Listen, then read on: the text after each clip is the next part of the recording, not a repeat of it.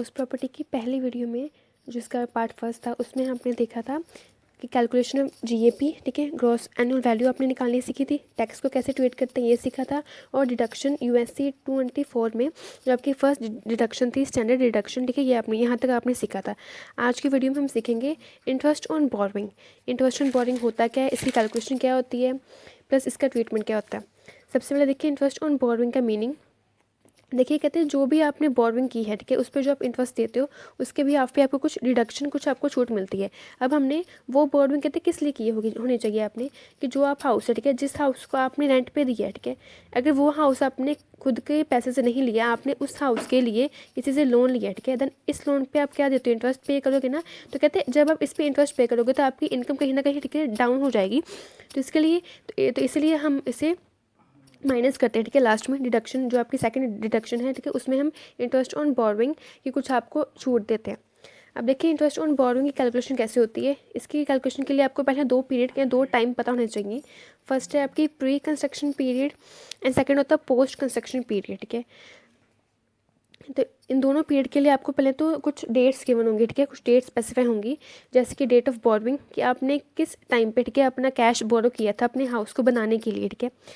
Second है आपका date of construction कि आपने अपनी जो हाउस है वहाँ आपने कहते कंस्ट्रक्शन कब स्टार्ट की थी या कब एंड हुई थी।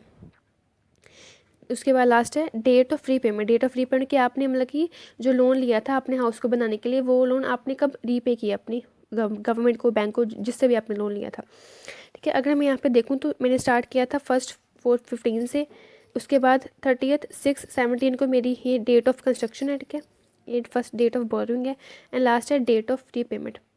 कहते हैं अगर आपके जो डेट ऑफ कंस्ट्रक्शन से देखो मैं, ठीक है, डेट ऑफ कंस्ट्रक्शन के जो पहले वाला टाइम होता है ना उसे हम कहते हैं pre construction period, end date of construction के बाद वाला टाइम उसे हम कहते हैं पोस्ट कंस्ट्रक्शन पीरियड। बट कहते हैं सभी केस में ऐसा नहीं होता, क्यों, क्योंकि जो आपका डेट ऑफ कंस्ट्रक्शन होती है ना, कभी कभी तो कहते हैं आपने कंस्ट्रक्शन पहले करवाई होती है अपने हाउस की, जैसे कि आपने पहला, ठीक है, घर बनाना स्टार्ट कर दिया एंड बाद में आपको लगा कि नहीं मुझे और पैसे चाहिए, ठीक है, अपने हाउस को कंप्लीट करने के लिए, देन बाद में आपने, ठीक है, तो एक तो ये वाला केस, ठीक है, एंड समटाइम ये क्या होता है कि अलग अलग डे हाउस है, ठीक है, अलग अलग हाउस की जो कंस्ट्रक्शन डेट है वो भी अलग अलग होती है। तो कहते हैं इस टाइम पे सभी का जो प्री कंस्ट्रक्शन पीरियड है या पोस्ट कंस्ट्रक्शन पीरियड है वो कहते हैं सेम नहीं होगा।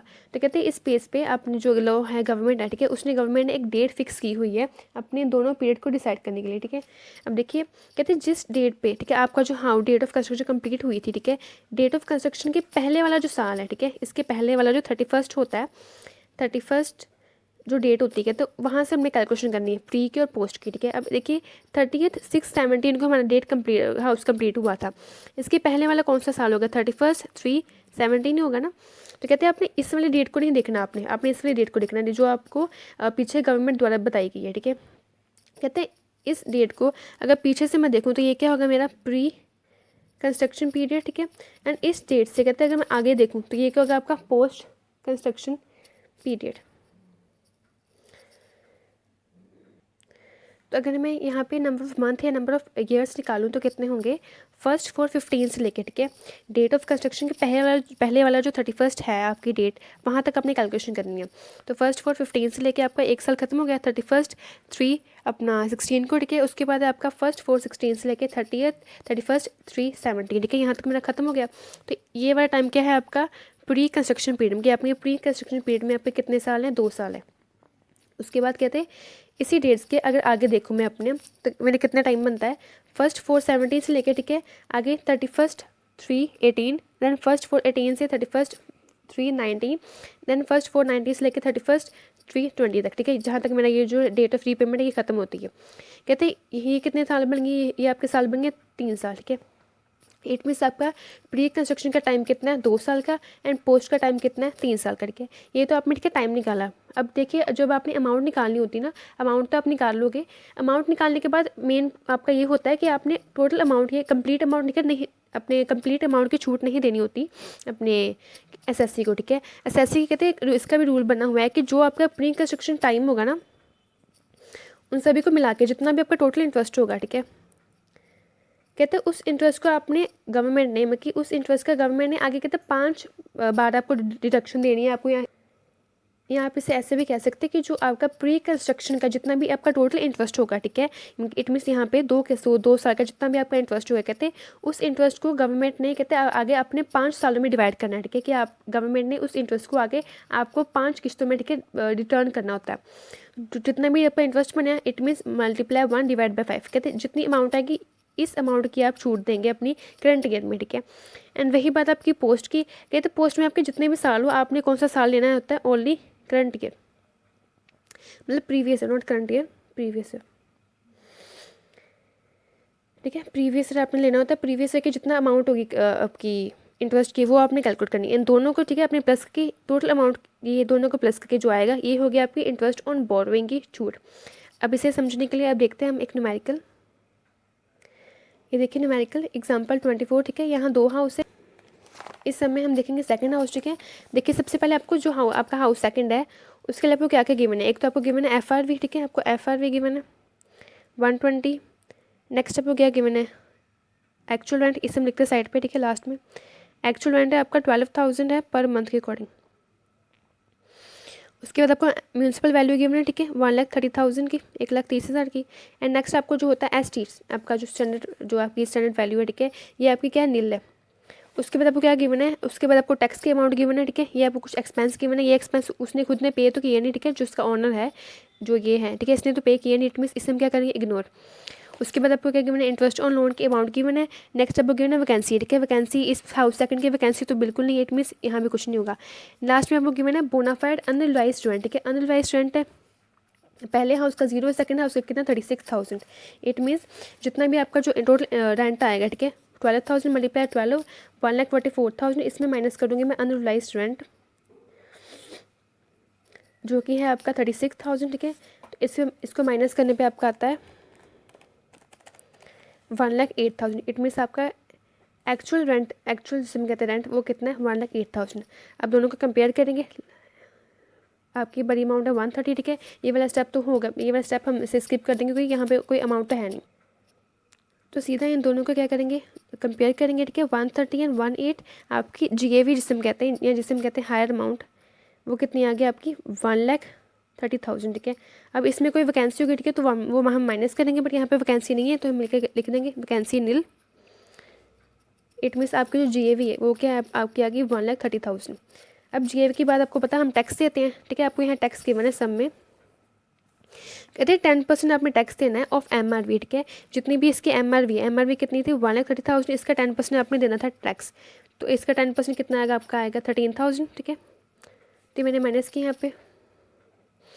उसके बाद आपको क्या गिवन है 2% of municipal tax as sewerage tax की, जो आपकी सीवरेज सेस होती है ना, SC, कहते हैं वो आपने किस वे पे देनी है। आपने जितना भी आपका टैक्स है ना म्यूनसिपल टैक्स, कहते हैं उसका आपने देना है 2%। इसका 2% निकालेंगे तो आपका आएगा 260, ठीक है। तो इसको मैं सॉल्व करूँगी, 1,30,000 माइनस 13,000 टैक्स का एंड 260 टैक्स का, तो आपके पास नेट कितनी अमाउंट आ रही है 1,16,740। ये है आपकी NAV, ठीक है। NAV के बाद आपने क्या देनी है अपनी डिडक्शन, ठीक है। उसमें आपकी 2 डिडक्शन होती है, एक होती है इंटरेस्ट की, एक होती है स्टैंडर्ड, ठीक है। जो आपकी स्टैंडर्ड होती है ST जिसे हम कहते हैं, वो आपकी फिक्स होती है, वो कितनी होती है 30% ऑफ NAV जितना भी होगा तो उसका 30% आपको छूट मिलेगी कन्फर्म है। तो अच्छा इसका मैं 30% निकालूँ तो वो आएगा 35022, ठीक है। इसे माइनस करूँगी यहाँ पर मैं, ठीक है। अब इसके बाद मेरी सेकंड डिडक्शन है वो है इंटरेस्ट ऑन बोरोइंग की। अब हम निकालेंगे वर्किंग नोट में इंटरेस्ट ऑन बोरोइंग की अमाउंट, ठीक है। यहाँ पे आपको कुछ इन्फॉर्मेशन गिवन है इंटरेस्ट के साथ लिंक। ये कहते हैं कंस्ट्रक्शन ऑफ हाउस सेकंड की स्टार्ट हुई थी 1 नवंबर अपनी 14 से। इट मीन्स जो कंस्ट्रक्शन है, ठीक है, कहते हैं वो स्टार्ट तो होगी थी पहले, इट मीन्स हमने कंस्ट्रक्शन पहले से हमने घर पहले बनाना स्टार्ट कर दिया और जो लोन है वो हमने बाद में लिया, ठीक है। उसके बाद कहते हैं उसके बाद उसने बोरो किया 4 लाख की अमाउंट एट रेट 12% इंटरेस्ट पे, ठीक है, ऑन 1 जुलाई 2017। इट मीन्स हमारी काम की चीज़ क्या है, ये वाली डेट ऑफ बोरोइंग जिसे कहते हैं। डेट ऑफ बोरोइंग कितनी है 1 जुलाई 2015।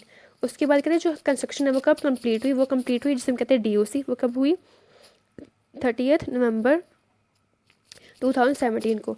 एंड लास्ट में जो होती है आपकी डेट ऑफ फ्री पेमेंट, ठीक है, यहाँ पे आपको नहीं गिवन, देन इस केस में हम क्या करेंगे, हमारी जो कैलकुलेशन है, ठीक है, वो हम कहाँ तक करेंगे अपनी प्रीवियस ईयर तक। तो आपका प्रीवियस ईयर कौन सा है, यहाँ पे आपको सब में गिवन है। आपका असेसमेंट ईयर है, क्योंकि करंट ईयर है आपका 1920, और 1920 की हमने इनकम निकालनी है। 1920 में तो हमें टैक्स पे करना है, तो इसकी इनकम कौन सी होगी, पिछले साल की। तो पिछले साल कौन सा है आपका 18 और 19।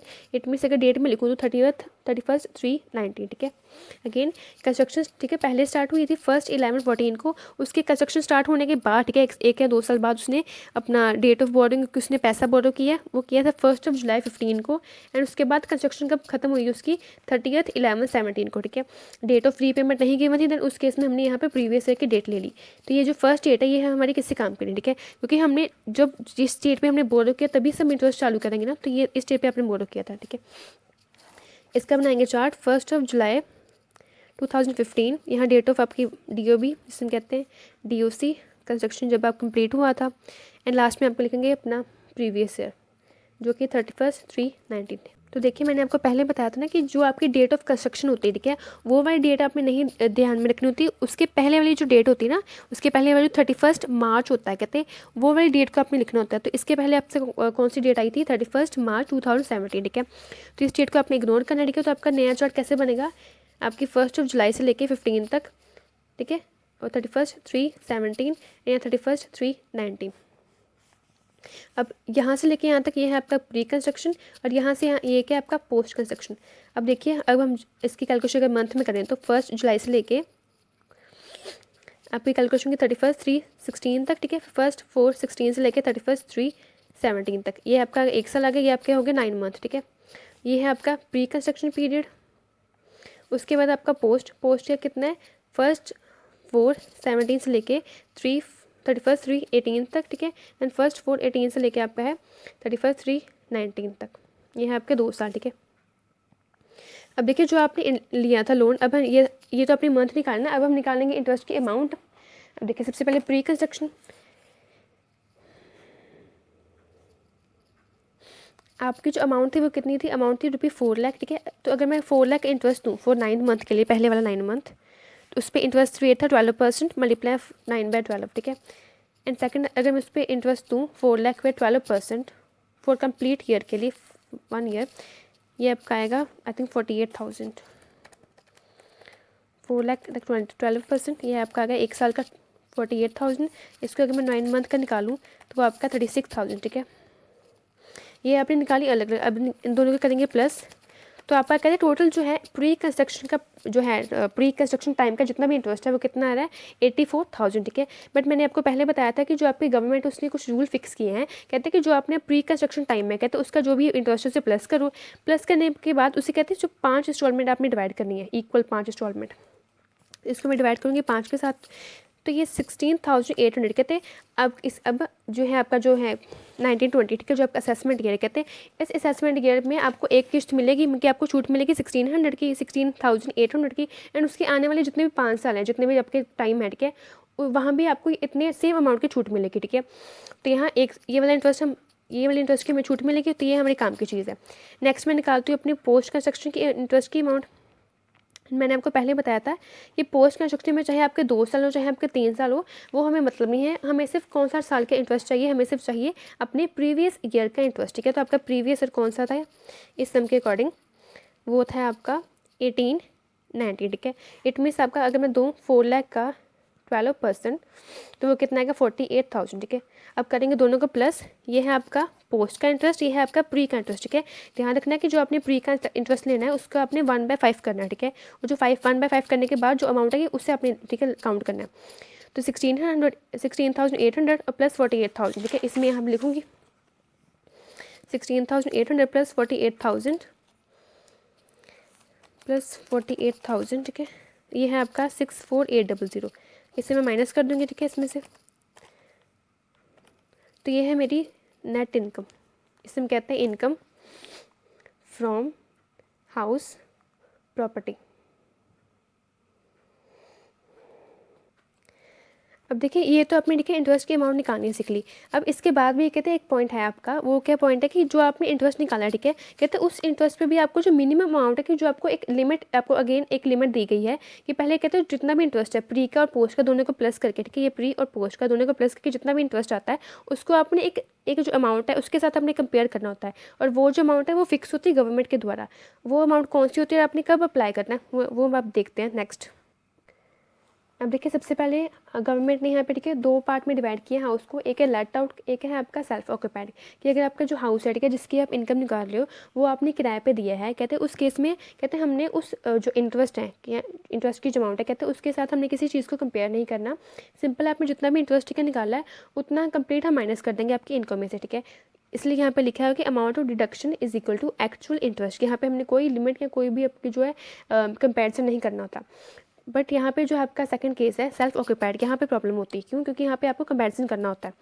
कहते हैं अगर आपका जो हाउस है जिसकी आप इनकम निकाल रहे हो वो सेल्फ ऑक्यूपाइड है, देन उस केस में भी आपके दो आगे पार्ट बने हुए हैं कि जो आपका सेल्फ ऑक्यूपाइड, ठीक है, कि जिस पे आपने इंटरेस्ट लिया हुआ है, ठीक है, आपने इंटरेस्ट लिया, ठीक है, घर के लिए, एंड वो घर आपने किराए पे नहीं दिया, उस घर में आप खुद रह रहे हो। कहते वो जो आपने फिर लोन लिया है उस घर के लिए, वो लोन आपने कहते जो डेट आपको दी गई है 1/4/1999, ठीक है, कि एक जो आपका साल है, कहते इस साल के अगर पहले लिया है कि बाद में लिया है, ये आपको डेट जो है ना, ये 1 अप्रैल 1999, ठीक है, ये जो आपकी डेट ये पीछे से आपको जो गवर्नमेंट द्वारा फिक्स की हुई है, इसका एक एक्ट भी है, ठीक है, तो ये डेट एकदम फिक्स है, ये आप बिल्कुल भी चेंज नहीं की। कहते हैं जो भी आपने इंटरेस्ट लिया हुआ है, जो भी आपने लोन लिया है, अगर वो आपने लोन लिया है 1999 के पहले, बिफोर मतलब पहले, तो आपको लिमिट कितनी मिलेगी? मैक्सिमम लिमिट 30,000, ठीक है। देन आप जितना भी आपकी इंटरेस्ट होगी ना, इंटरेस्ट की अमाउंट, उसको आपने कंपेयर करना है अपनी इस अमाउंट के साथ, ठीक है। जो भी आपका सबसे लो अमाउंट होगी ना वो आपकी होगी डिडक्शन वाली अमाउंट। जैसे कि सपोज इंटरेस्ट ऑन बोरोइंग, ठीक है, इंटरेस्ट की जो अमाउंट है, अमाउंट ऑफ इंटरेस्ट, जैसे कि इस वाले सम में, ठीक है, जो हमने सम किया था ये वाला, ये सम आपका था। देखिए ये वाले हाउस में आपको क्या गिवन था? एक्चुअल रेंट गिवन था ना। इट मीन्स ये जो हाउस है ये क्या था? लेट आउट हाउस है, ठीक है। एंड मैंने आपको पहले बताया था कि जो हाउस है आपका लेट आउट है, ठीक है, वो वाला केस एकदम सिंपल है। उस केस में आपने जितना, ठीक है, आपने इंटरेस्ट निकाला, हमने उतना ही इंटरेस्ट आपकी इनकम में से माइनस करते हैं, ठीक है। प्रॉब्लम आपको तब होगी जब जो हाउस है वो होगा सेल्फ ऑक्यूपाइड, ठीक है। सेल्फ ऑक्यूपाइड में आपने जो आपकी इंटरेस्ट की अमाउंट होगी ना, इंटरेस्ट की अमाउंट को आपने कंपेयर करना होता है, ठीक है, दो अमाउंट के साथ। दोनों अमाउंट यहाँ पे गिवन है। कहते हैं अगर जो आपका सेल्फ ऑक्यूपाइड हाउस है उस पर आपने लोन लिया है, अगर वो लोन आपने लिया है 1999 के पहले, देन आपको लिमिट मिलेगी 30,000 तक, ठीक है। देन आपने इस इंटरेस्ट की अमाउंट और इस अमाउंट को दोनों को कंपेयर करना है, ठीक है। जो भी सबसे कम वाली अमाउंट होगी वो आपने माइनस करना है अपनी इनकम में से। जैसे कि एग्जाम्पल बताती हूँ कि आपकी लिमिट तो आपकी फिक्स है, ठीक है, 30,000, एंड आपका जो इंटरेस्ट है दोनों प्री और पोस्ट को प्लस करके आपका इंटरेस्ट बनता है 29,000, ठीक है। दोनों में से कम अमाउंट कौन सी है? 29। इट मीन्स ये कम होगी। एंड इसका सेकंड केस कि अगर आपकी जो इंटरेस्ट की अमाउंट है, अगेन प्री प्लस पोस्ट दोनों का, ठीक है, प्लस करने के बाद आपकी टोटल इंटरेस्ट बनता है 32,000, ठीक है। अब दोनों को कंपेयर करूँगी, सबसे छोटी वाली अमाउंट कौन सी है? 30,000। इट मीन 30,000 आपकी इनकम में से होगा माइनस, ठीक है, माइनस फ्रॉम योर इनकम। तो ये वाला केस है। अब देखिए ये तो थी आपकी फर्स्ट, ठीक है, लिमिट। सेकंड लिमिट कौन सी है? कहते हैं अगर आपने लोन लिया है, ठीक है, आफ्टर 199, ठीक है, कि अगर 1999 से पहले आपने उसके उस समय पे ये उसके बाद, ठीक है, आपने इंटरेस्ट लिया है, उसने लोन लिया है, देन उस केस में आपको मैक्सिमम लिमिट कितनी मिलेगी? 2 लाख की लिमिट मिलेगी, ठीक है।